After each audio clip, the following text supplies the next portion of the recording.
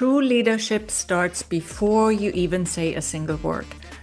Brain coach Dominika Staniewicz reveals how neurocoding rewires your brain to enhance your presence, your clarity, your calm, and your confidence, even in chaos.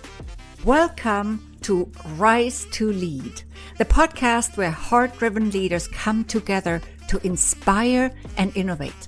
They will share actionable tips and insights that help you lead your team more successfully, advance your career or business as a leader, achieve greater impact, and experience deeper fulfillment. I'm your host, Regina Huber, guiding you through deep conversations about leadership that's rooted in service, freedom, and the desire to leave a positive mark on the world. Are you ready to create real change in your leadership, your career, your life? Join me for a complimentary Lead and Thrive session, a 60-minute one-on-one strategy session where we will discuss your specific needs and map out the next steps to lead yourself and others powerfully. Spots are limited, so don't wait. Visit transformyourperformance.com/Lead Thrive session to book your Lead and Thrive session today. Let's work together to make it happen. Welcome to Rise to Lead. Joining us today is Dominika Staniewicz from Texas. Welcome, Dominika. I do hope I pronounced your last name more or less correctly. Regina, you did a fantastic job. Thank you for having me. It's an honor and a pleasure to be your guest. Beautiful. So it was a nice guest then. Lovely having you on here with us today. I'm curious about any unique insights and approaches that you will share with us today on how to reprogram our brains. There's a specific way that is called neuroencoding. I'm so curious to hear more about it. But before we dive in, Dominika, I'm just going to quickly introduce you to our audience. So Dominika Staniewicz, known as Coach D, is the founder of Your Brain Coach D. She's an elite brain coach and corporate trainer and a neuroencoding specialist. She helps people elevate performance with neuroscience-based corporate trainings, keynotes, brain coaching, and neuroencoding. She's the #1 Kindle new release author of The Magic of Dreaming Big, Acting Small, and Achieving Success. And I love this. So we're going to talk more about this for sure. Honored as Woman Entrepreneur of the Year, she's taken stages across Europe and the US. What truly sets her apart is her process-first, human-centered approach. So, Dominika, my first question for you today is, what made you step on this path of neuroencoding and brain coaching? Tell us your story. That is a lovely question. I love the question because it shows how we evolve as humans. And knowledge has been developing. In the past, we would burn people with epilepsy as witches, and, we would drown them thinking that they're, devil overtook their body. It's just epilepsy. Now we know that, we know how it happens, we know how it works. So we approach that differently with medication, but now also with brain health. And one of the things that was so important to me in the past, besides being an entrepreneur and advisor to the Polish president, I also had epilepsy. And it did happen a few times in my life that I had a seizure right in front of, a few million people on national TV. And no matter the medication I took, it was getting better, but not really. The mood swings, the depression, the over exaggeration, the being so sensitive to everything, being miserable, depressive states, all of that. So when I left Poland and I came to the US, I ran into something called the brain revolution. And at that time, I wasn't coaching already for about, I would say 6-7 years. I left that part of my life. And the brain revolution showed me something that I absolutely love. One of my degrees is in sociology, so science, data, processes, and kind of things that happen in sequences are my thing. I absolutely love them. And it was introduced to me and I fell in love. Neuroscience overall. But neuroscience has been around for about 30, 40 years, yet there was no practical way to use it for a regular human. And we got to the point where we know enough that we can now take this and apply to everyday person. Needless to say, it has been for me 9 years with 0 seizures. Needless to say, my brain health is at a stage at 50 because I just turned 50 that I take Congratulations. instead of 2,000 units of Keppra, I take only 250. After 35 years on being automatically put on antidepressants, I haven't taken them in 8 years. I'm just taking a supplement. And all of that is done with a neuroscience-based approach. There's no more anxiety. There's no more depression. There's no more stress-related issues. Am I still working on myself? Of course. But the main issues that I struggled with so many years, it turned out that there were very basic neuroscience principles that I applied to me.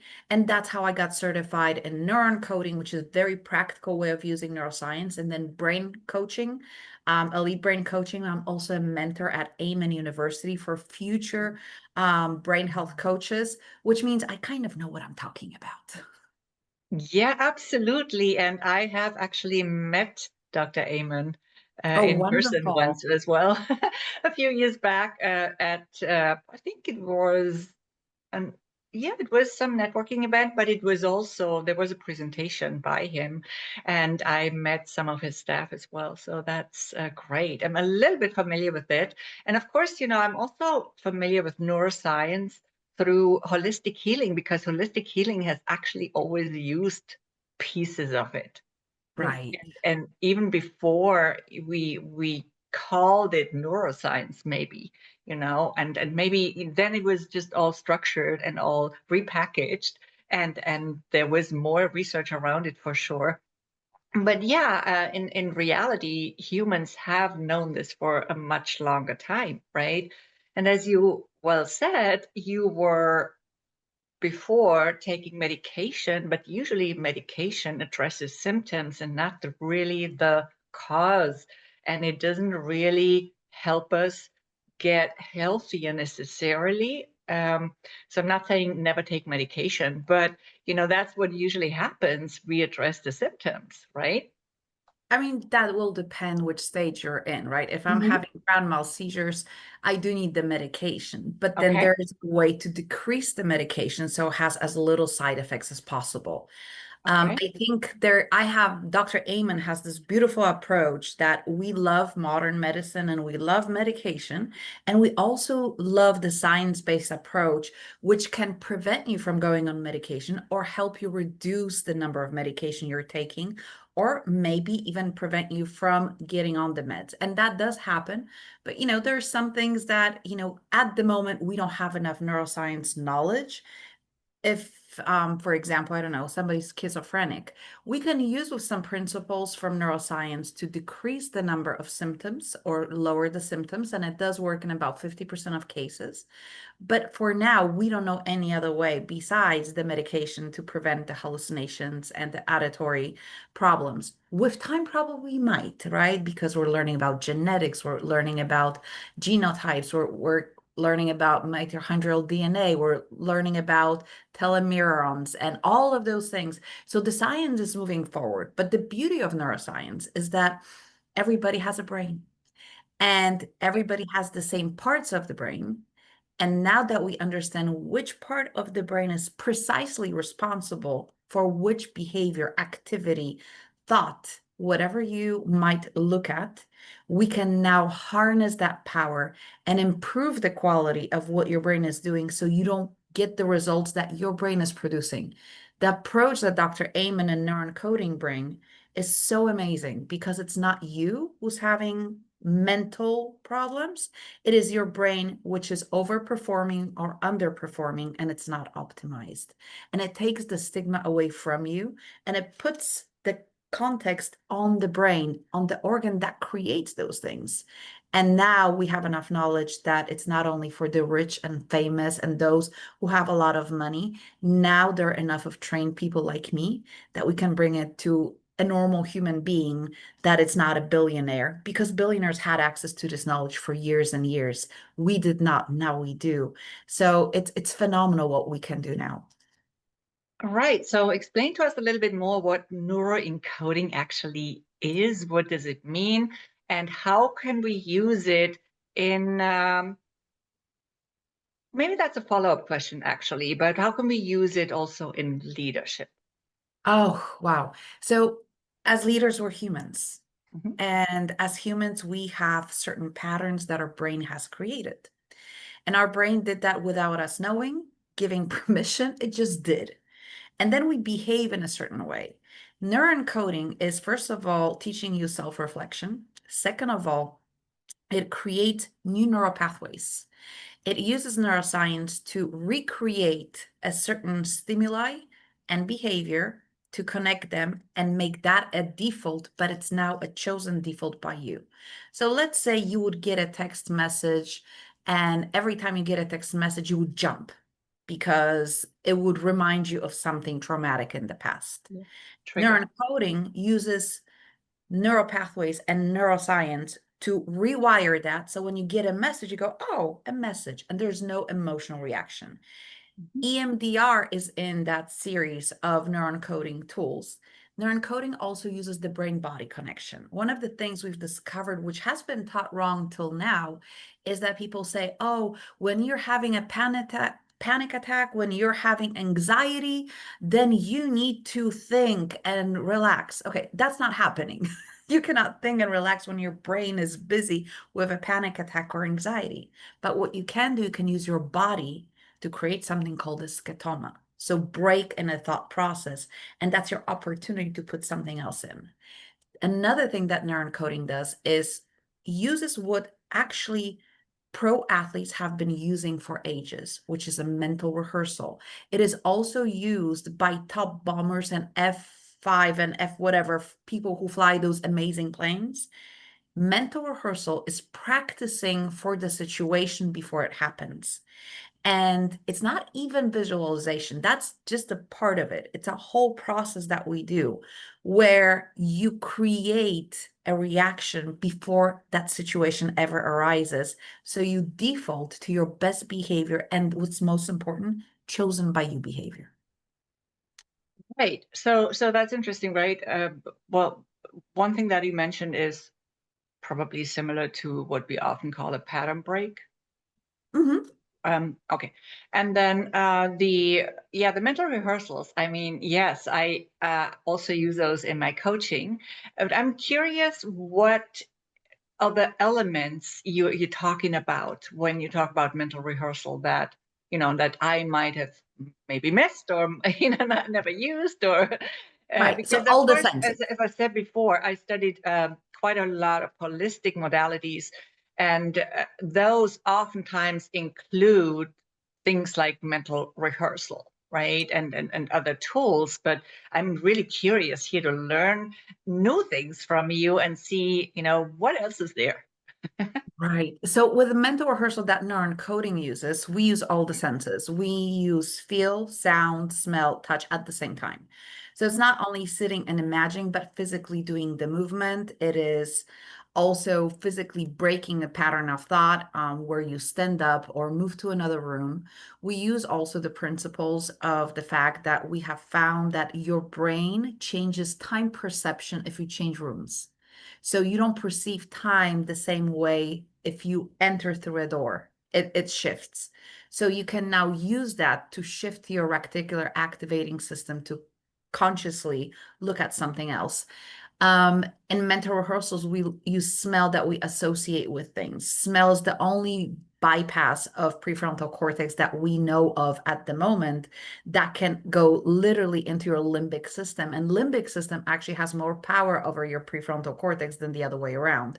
So we are creating certain, I would say, well, the word we use commonly is anchors, but certain thoughts and behaviors. And we literally teach that because what happened was when you were up to age of 7, your brain was like a sponge and it was looking for information and would pick up information through telomeres and mirror neurons. and it would look and go, oh, this is what it is. Oh, this is how I'm supposed to feel. Oh, this is how I'm supposed to react. It would program that in and then would look for proof. And everything around us had influence on who we are now. Now, unfortunately, after that age of 7 and after our brain proves us right, nobody ever taught us that there is a process that happens. Nobody ever taught us how to take that apart and choose maybe something better that works for us better. It's like when we're little kids, and I remember hiding under a blanket in the middle of a room thinking that nobody sees me. I mean, that worked for me at age of 5, but if I do that as an adult woman, well, might not be as successful, right? So this is a pattern of behavior, automatic things that we do. I don't know if you know the story of bread, or it's sometimes told as a ham, of a mother, grandmother, and great grandmother, and a little girl and Oh, one. yeah. That's exactly, we never question why we do things. And the moment we start questioning, go, that makes absolutely no sense. And I know as a Polish girl, okay, I would tell my daughters, my mom told me that, doctors told me that. In Poland, when you have an allergy, we all take calcium, like the whole country. Hey, I have an allergy, take calcium, take calcium. Everybody takes calcium. Your grandma told you, your great grandma told you, doctors tell you, take calcium. So when I came to the US and, my friend goes, I got allergies. I'm like, just go take calcium. And she said, well, why? I'm like, well, you take calcium. It works. And she goes, I don't think you're right. I'm like, girl, the whole country takes calcium. Like for generations, we take calcium, right? So I went to PubMed. I'm like, let me check. Just in case, I might be wrong. There's no way I'm wrong. And literally in there, it says, in studies on calcium, in Eastern Europe, people take calcium for allergies, although there is no scientific proof it works. But the truth is that there is, because placebo can be stronger than It anything works. else. Of course. Because we believe so much it works, it does. And there's so many different studies from different areas showing that your belief system can and is creating if you believe that this is going to work and no medical true intervention is needed, it will work. I used to, as a coach, go, oh, crystals, that's a stupid thing. It doesn't work. Well, scientifically, it doesn't. But guess It what? does, actually, scientifically. It does. Okay. Because So, it all holds energy. So right. just because in the internet something is written is also not really true. It's that those opinions are formed intentionally too. And you know this, Dominika. Right. Look, So a even different with the opinion of that. calcium, it could be a complete lie that it's not proven. We don't know, So I'm very I go by science and what Dr. Amen says and right. what we have in repetitive science. If the science Mhm, proves it wrong, I'll be happy to change my opinion. mhm. For now, placebo is so strong that sometimes allowing people believe things, if it's not hurting them, let them believe whatever they choose to believe. If it's supporting their getting better, it really doesn't matter if you believe that calcium is not going to hurt you. If you believe it's working, fine. If it worked for you, great. Scientifically, absolutely no reason for it to work.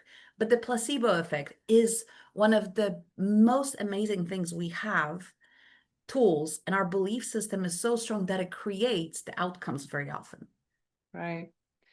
Yeah, and also lots of the reasons for allergies are not really physical either. They are actually, a lot of them are coming from somewhere else, and they're not necessarily physical. So it's very complex. So we don't really know everything. So I'm always curious because even also, science is not knowledge. It's not the same. Science is research.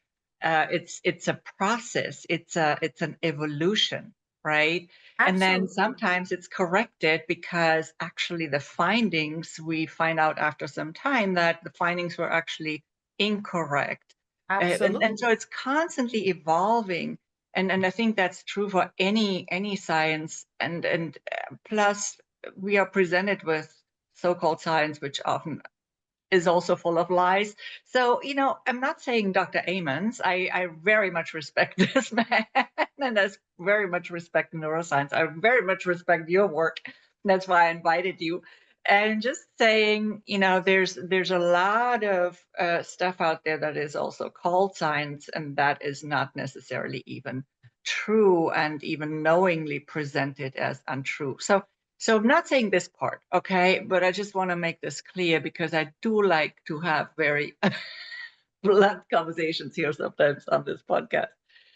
Absolutely. And everything changes, and Mhm. sometimes we thought something worked and it doesn't, and then we work and something works and it doesn't Yeah, because we have new findings. And that's the beauty of science. But our job is to research, fact yeah, check, look at peer-reviewed studies, and if something repeats over and over and over and over and over again, there is a good chance there might be something true about it.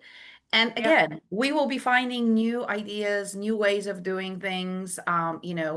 I remember EMDR when it came out, everybody said it was a hoax. 20 years later, we have enough studies saying that this works fantastically on trauma, right? And it's non-invasive technique. So there's so many things that we're discovering, learning. So absolutely. And do yeah, people misrepresent science? Of course. And, yeah. people misrepresent a lot of things for their own personal gain. That's why there are some rigorous ways of checking and making sure, and always being curious. Maybe there's something new out there. And just go to multiple sources, not the most obvious ones, not the first ones we are presented on a silver plate, right? So the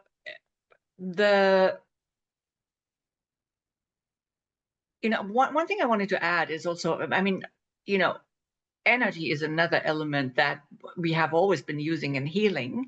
And it was always called woo woo or not whatnot. And I studied a lot of that stuff and it just totally works. And we have all these There's a cases lot of science that behind energy. works, right? So, plus all we are is energy. How could it not work on the other hand?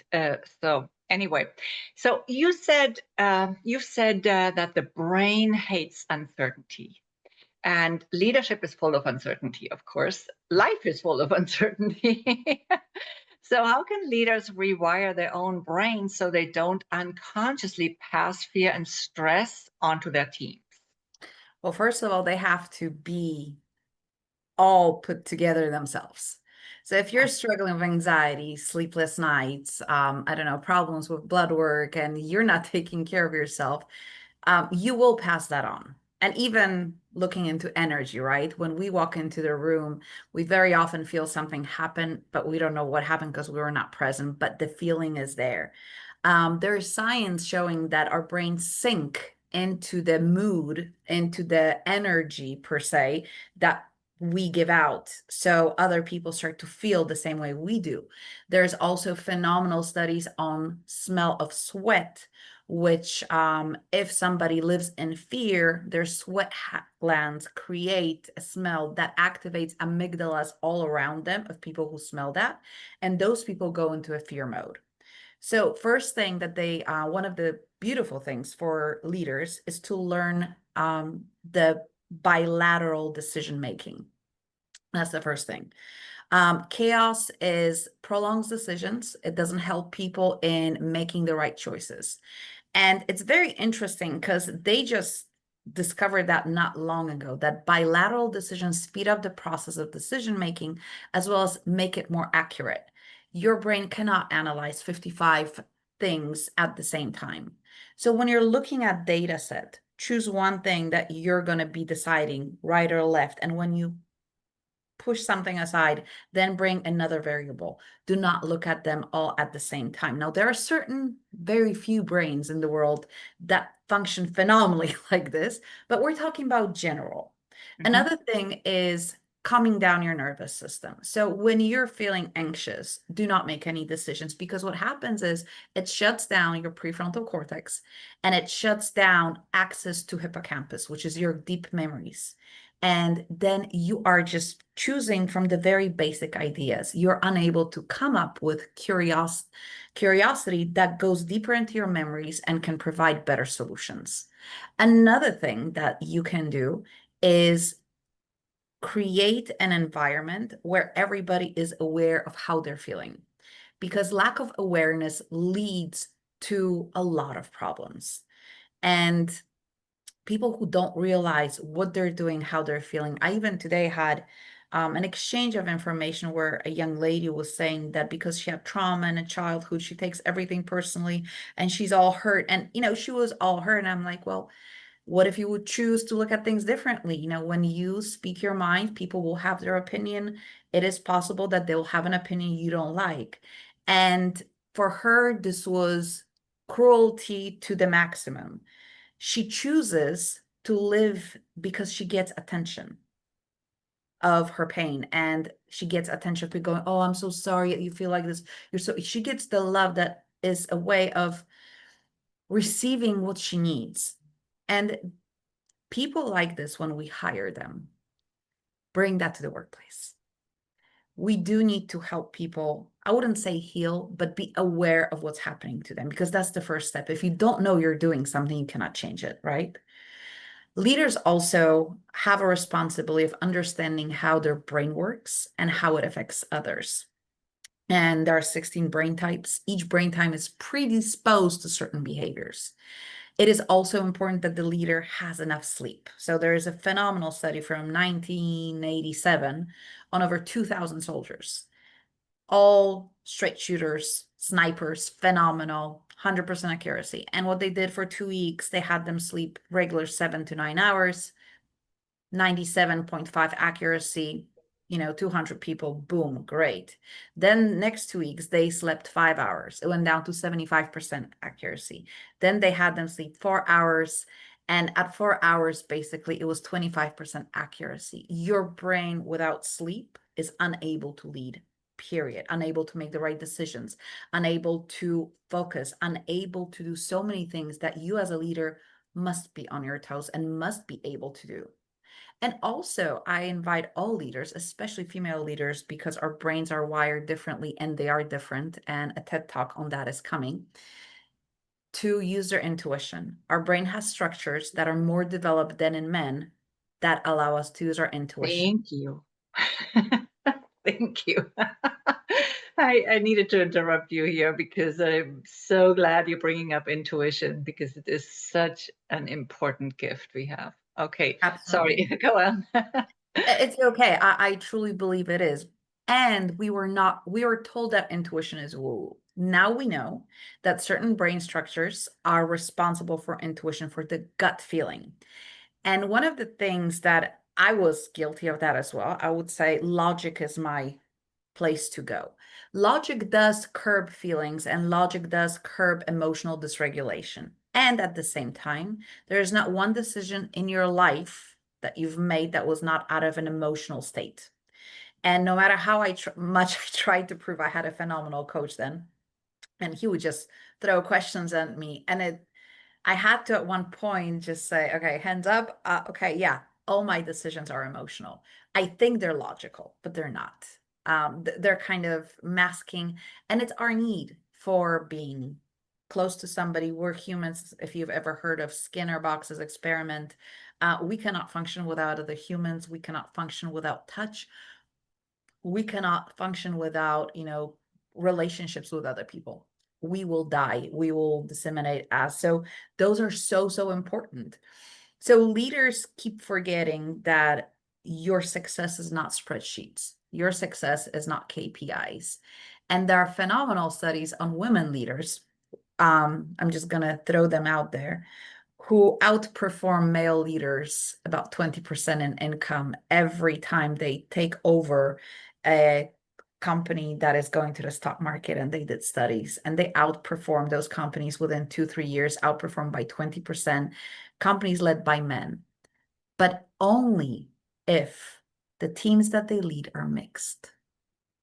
And this is something that we women want to, we're the best, we're wonderful, we have all these gifts, we do. But our gifts are enhanced by men being in our environment. They have different gifts that we need. They have different abilities that are so necessary for everybody to succeed. And I am such a big proponent of using the gifts that we have as women in the right way without the exclusion that we've been excluded for such a long time. So there are plenty of things leaders can do. There are exercises you can do for creativity before a team meeting with dots on the walls. I mean, I can go on and on because I deal with that on a daily basis, and we use practical science-based tools. There is also a phenomenal way of calming yourself down. They have found that round angles, because right angles do not exist in nature, are processed differently by our brain. And the beautiful explanation was that if you go for a walk in a city and if you go for a walk in a forest, why do you gain back the ability to make decisions? So the decision fatigue goes away. Because processing of nature, there are no right angles and everything is in round shape. If you take a TIF picture of nature and you try to compress it, you're able to compress it to minimal size. But if you take a picture of regular city, you try to compress it, it will still stay big. We need a lot of processing power for the right angles, and the decisions, we're never stopping to make them, because when you're crossing the street, you have to look if you can go. Those things are let go in nature. And they have found that there are certain ways you can build your environment in an office and structure your work time to have that available at a moment's notice. And it takes only 10 minutes to recharge and build back the decision ability and get rid of the decision fatigue. Right. And this is such important information. I love this. And totally agree. We need both. We need the female, the male elements, because together they are better. It's Absolutely. just like with the mind and the heart. I often say together they are better, because that's why both exist. If not, they Absolutely. would probably really not exist, right? And So, there's scientific study on heart, and heart has also neurons, as like your little yeah, brain. And the absolutely. institute is called Heart Math Institute, and they almost won a Nobel Prize for that, finding those neurons that are in the brain, controlling and communicating with the brain. And then we have the stomach, which is also called the third brain, Right. depending what you're focusing on.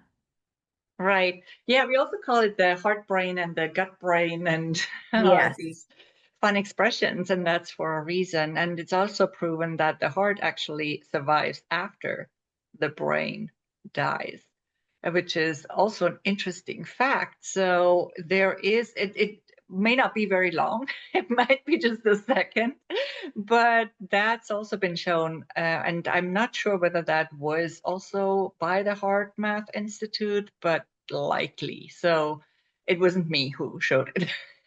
It Well, was, I don't know that study, but if it is out there, I'm yeah, happy to read it. It's quite yes, exciting. Um, absolutely.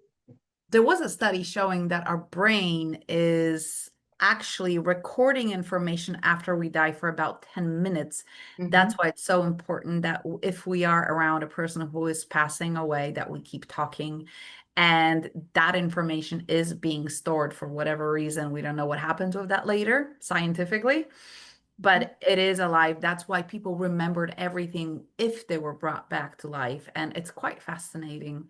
There's so Yes, many things to discover and ways to make our life really, really exciting. yes, absolutely. Okay, what an exciting conversation we've had so far. So this is really, really, really intriguing. Now, what is one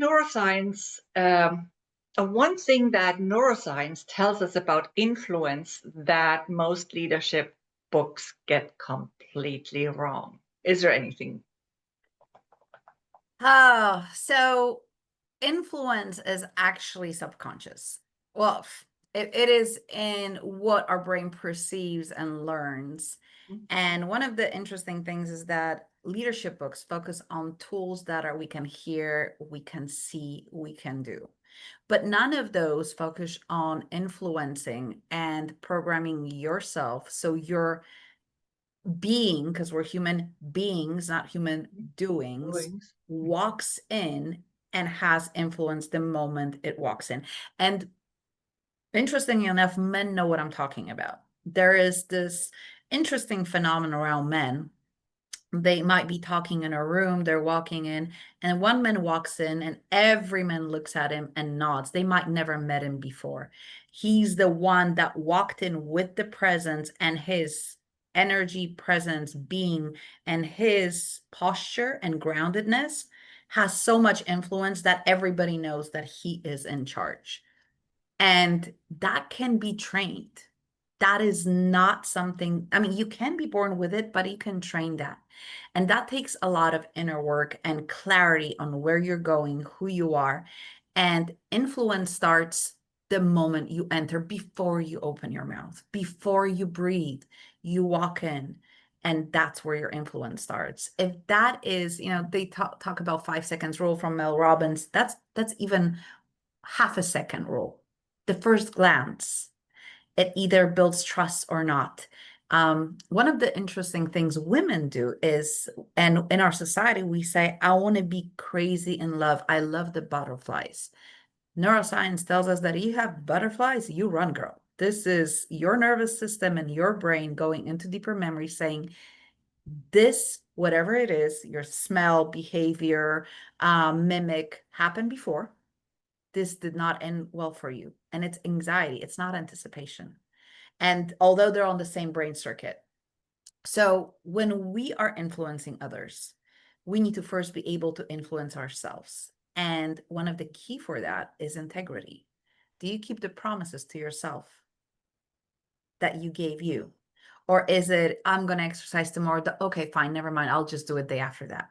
Because that's where the influence starts. If you cannot influence yourself, why in the world would you want to influence others? And that would be actually manipulation, since you're not what you speak you are. Yeah, these are interesting aspects, right? So I hadn't heard the butterfly thing before, so thanks for mentioning that. That's new to me. I realized why that could be, because you recognize a certain smell and we don't even perceive that smell consciously necessarily, but our subconscious still perceives it, right? Just like energy, like, I speak in the context of presence, I speak a lot about energy, and actually about the same situation oftentimes when somebody walks into a room. Yes, your energy precedes you even before you walk into the room almost. And you have been focusing a little bit with what you said on, okay, on that mental process, and that yeah, that inner work, which has to do maybe also with confidence, with all these different aspects, right? Confidence, self-esteem, all these different aspects. When you were talking also about integrity, and are you saying one thing and preaching another?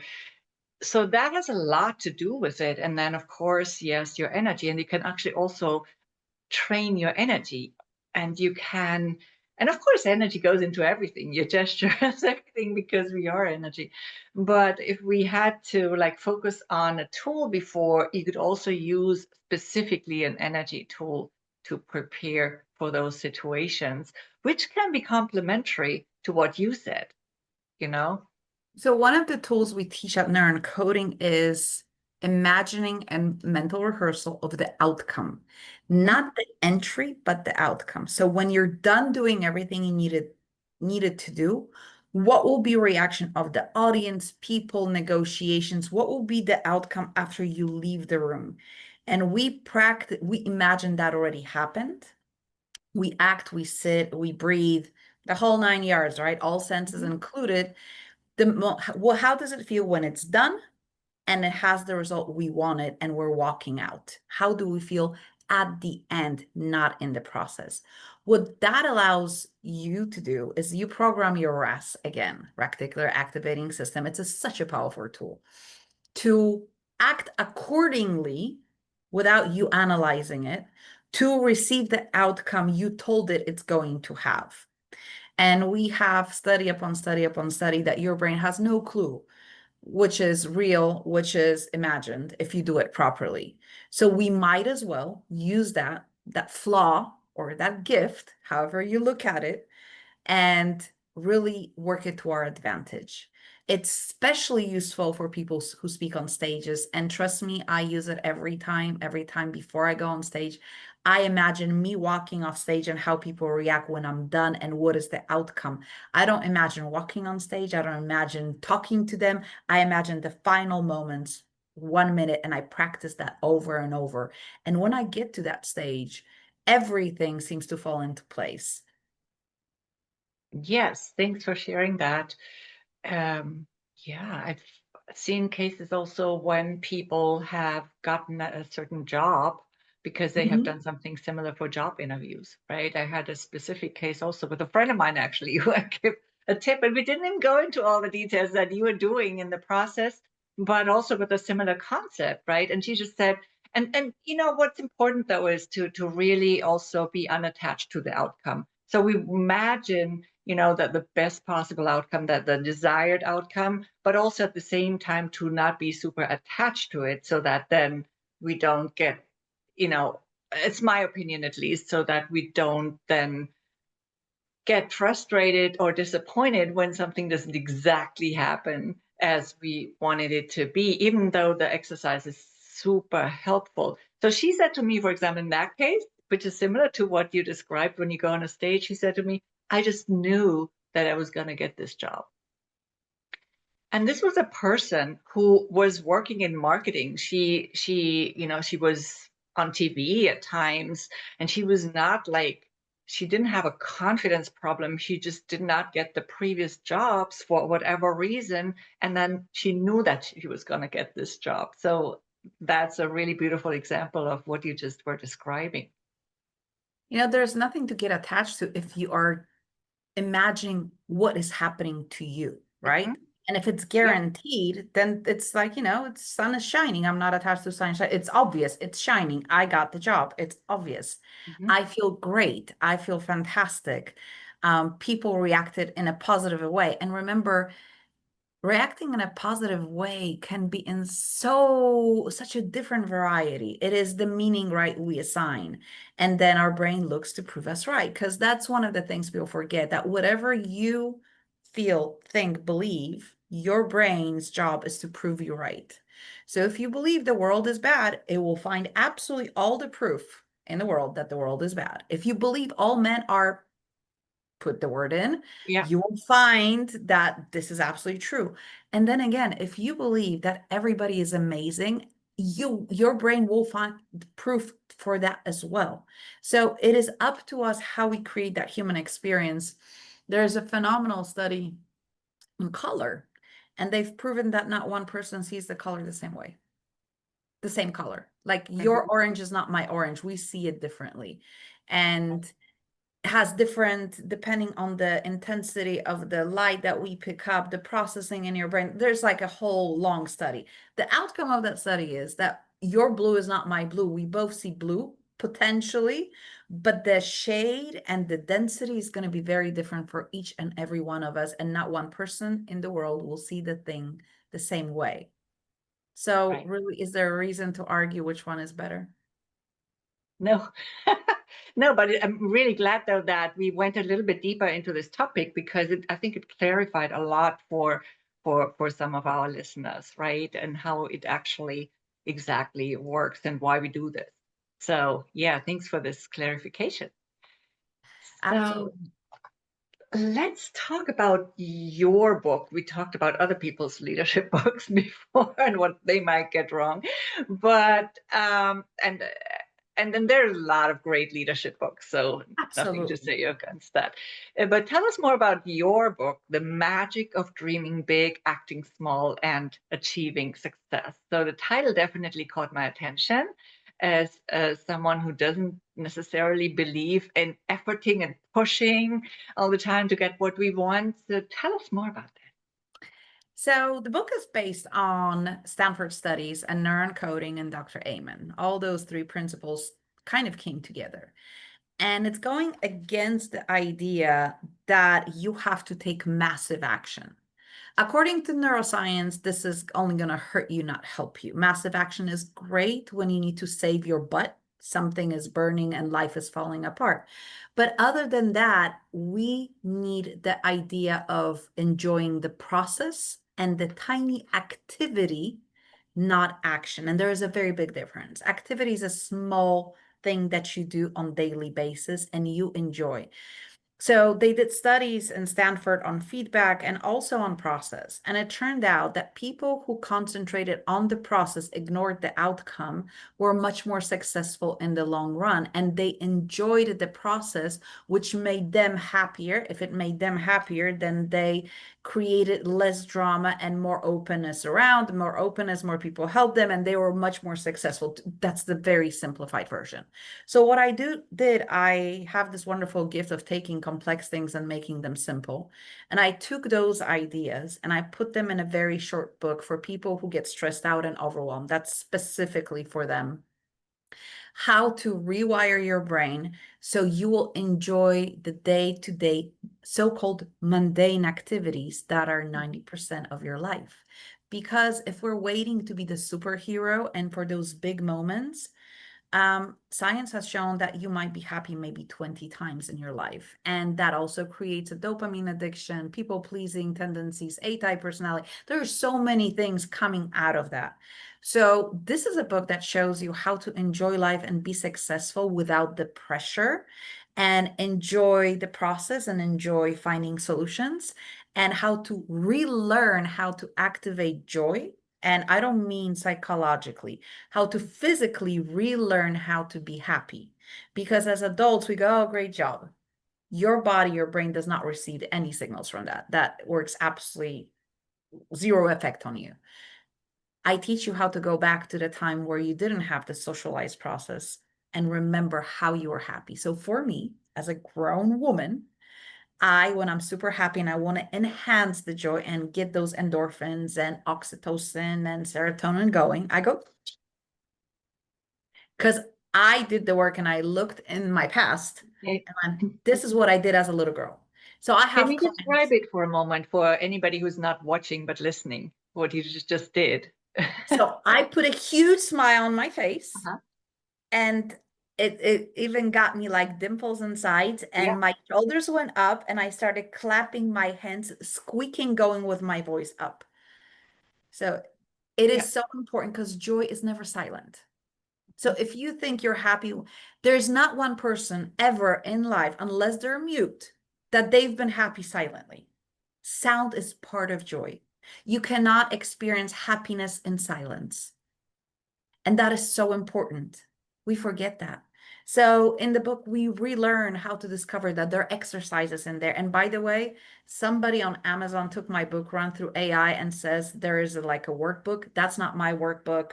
It's somebody took my title, and then and I checked, there's nothing I can do about it. But all the exercises you need are in Wow. the book. And there's another book gonna be coming out next year that is being written right now, is on women leadership and our brain type and optimizing your leadership style to discover new leadership styles that female brain is prone to. There's nothing wrong with what we have out there in the world, but so many women report and say that it feels like not me, like there must be another way. So there is another way. And there is a feminine way of leading with a feminine brain, not a feminine way, a feminine brain kind of enhanced with our gifts that we have, that I'm inviting women to discover with neuroscience, where you can have practical examples. And that is being written based on 16 brain types and what's your intuition really like in your brain and how you can harness it. And what is your brain predisposed to? So how would that show up in your leadership? And that's coming next year. Yes, and then leadership can feel more authentic, I'm assuming. Absolutely. Because don't get me wrong, our world is phenomenal, fantastic. We have discovered so many leadership styles, autocratic and this and that, but everything has been filtered through a masculine brain, through a masculine perspective. And there's nothing wrong with that. But what if we could add to it? What if we could rediscover leadership our way and add to the options that are out there? Not discard, not say all that was bad, but add and show other abilities, especially that study after study showed that the way women lead is different and gets better results in the mixed groups. So that book is going to be inviting women to do that, give them permission. And maybe it will take time, but there are women that are already doing it. That are going with their gut intuition. And not everything is KPI driven. And maybe you don't need a ladder. Maybe you need a frame. And all of that, there is a way to write about it. There is a way, since we have so many experiences now, and every woman, including me, and that's part of my story. When I was at the top working with all men 50 plus, I was 26, and I had everything. I was on TV every day. I was in national commission. I was leading expert on labor law. I mean, I had it all. I had a house, I had kids, and I would come home and cry every day because it felt off, like I didn't belong, that nothing made sense. It was just not me. Yet I followed the guidelines and the way I was taught to lead, and it just felt wrong.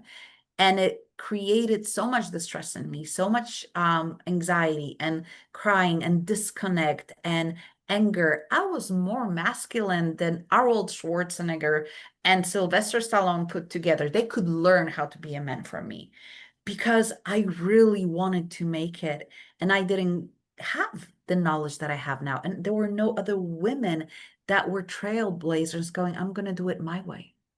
I'm going to Right. do it my way, and I'm going to find a way that will allow the world to adapt to it and suggest another option without disregarding, without the hate, without the going after somebody. It is so important that we acknowledge everything that was created till now and be willing to add and show the world that there are other ways of doing things. Right. No, this resonates a lot. And thank you so much for bringing this book to us very soon. And, I agree with you. It's not about subtracting, it's about adding, it's about opening up new options, new possibilities. I'm all for that. So beautifully said. Thank you for that, Dominika. Is there anything else that you would add at this point that I haven't touched on that you absolutely would like to share? Well, I think I have a gift for your audience. Would that be okay? Totally. So we're going to give you guys a stress test.